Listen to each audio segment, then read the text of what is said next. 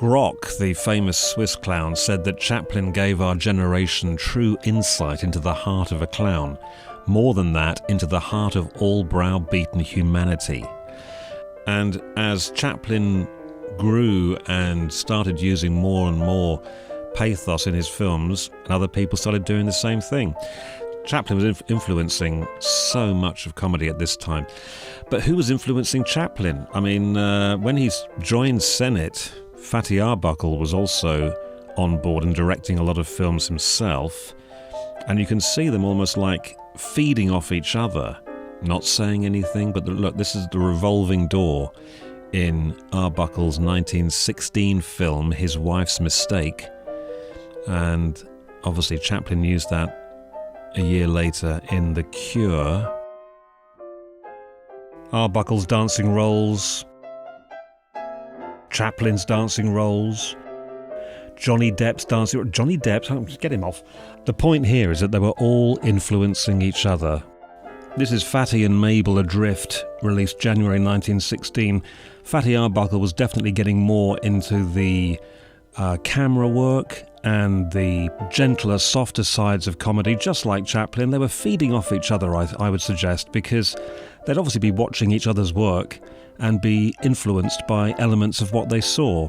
Max Linder was obviously a major influence on Chaplin. Chaplin himself acknowledged that Max Linder was, quote, the master. We mentioned Hetty Kelly, his first unrealised love, really, but he said that she was to play a major part in what influenced his work.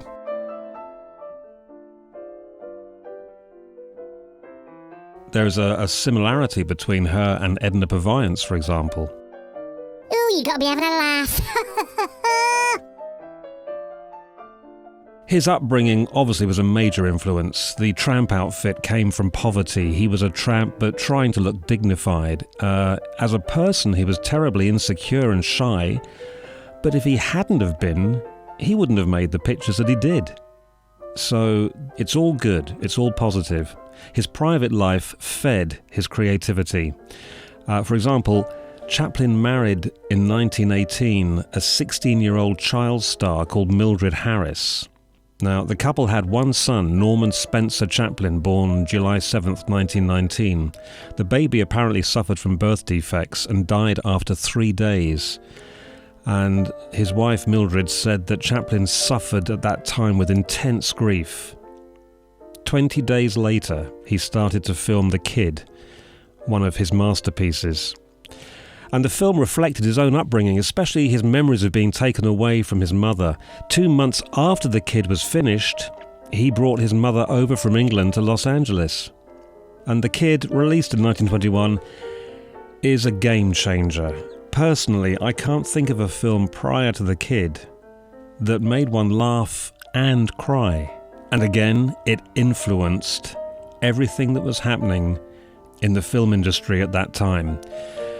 The following year after The Kid was released, Hal Roach created the Our Gang series of films. In fact, in this little Our Gang comedy called The Big Show, Andy Samuel does a pretty mean Chaplin. Jackie Coogan, who was the star of The Kid, went on to make further feature films like Peck's Bad Boy. Baby Peggy became a huge star. In fact, her first film was made and released 1 month after The Kid was released. That's how quickly they manufactured a star. She went on to make feature films and became huge.